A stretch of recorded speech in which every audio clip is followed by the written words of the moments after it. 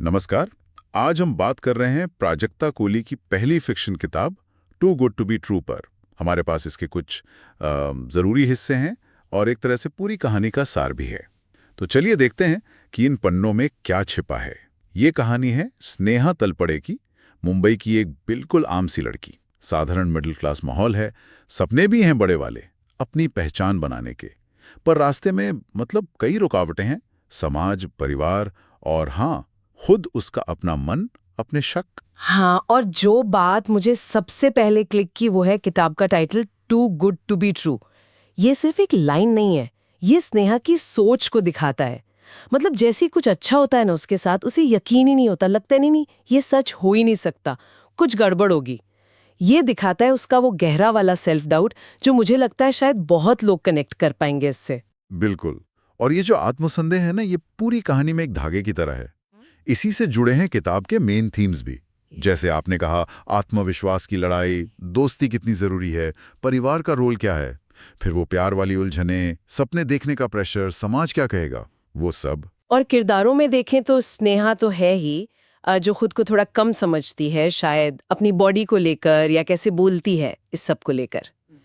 समाज ने जो एक परफेक्ट का सांचा बना रखा है, उसे लगता है वो इसमें फिट नहीं होती। उसकी माँ है, सोच पारंपरिक है, पर बेटी से प्यार भी बहुत करती हैं, लेकिन शायद अनजाने में ही वो उम्मीदों का बोझ डाल देती हैं। इससे उसका शक और बढ़ जाता है। सही बात है। और फिर वो बाहर की दुनिया भी तो है, स्कूल कॉलेज के लोग, ऑफिस वाले। कई बार लोग नीचा दिखाने का कोई मौका नहीं छोड़ते। ये लोग कहानी में सिर्फ भीड़ नहीं है, वो एक तरह से आईना है जो स्नेहा के डर को और बड़ा करके दिखाते हैं। बिल्कुल। लेकिन यहाँ एक अच्छी बात भी है, उसका दोस्त रुशद। हाँ, रुशद। वो उसे जज नहीं करता, बस समझता है, सपोर्ट करता है। उसका किरदार दिखाता है कि सच्ची दोस्ती जो है वो कैसे इस सेल्फ डाउट के अंधेरे में एक रोशनी बन सकती है।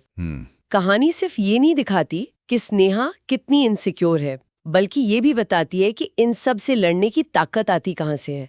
और ये ताकत एकदम से नहीं आती, धीरे धीरे आती है, गलतियों से सीखते हुए, दोस्ती को समझते हुए, और सबसे जरूरी खुद को थोड़ा थोड़ा प्यार करना सीखकर। हाँ, ये कोई फिल्मी टाइप का जादुई बदलाव नहीं है। नहीं, बिल्कुल नहीं। एक धीमी, मुश्किल सी यात्रा है ये। तो जैसे जैसे कहानी आगे बढ़ती है, स्नेहा का सफर सिर्फ प्यार पाने का नहीं रहता, वो खुद को एक्सेप्ट करने का सफर बन जाता है।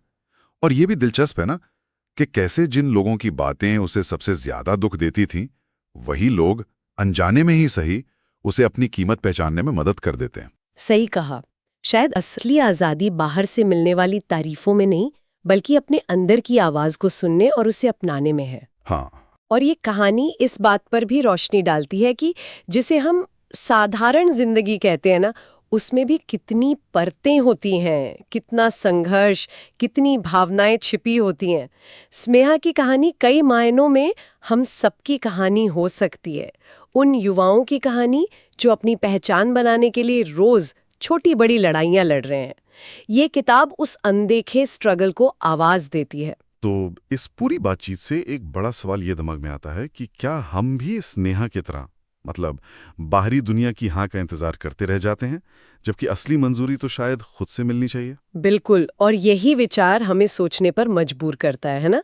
क्या खुद को पूरी तरह स्वीकार कर लेना, अपनी कमियों और अपनी खूबियों सबके साथ, क्या ये बाहरी दुनिया की किसी भी मंजूरी से ज्यादा जरूरी और ज्यादा ताकतवर नहीं है? स्नेहा का सफर इसी सवाल के आसपास घूमता है, और मुझे लगता है शायद यही इस किताब का सबसे गहरा संदेश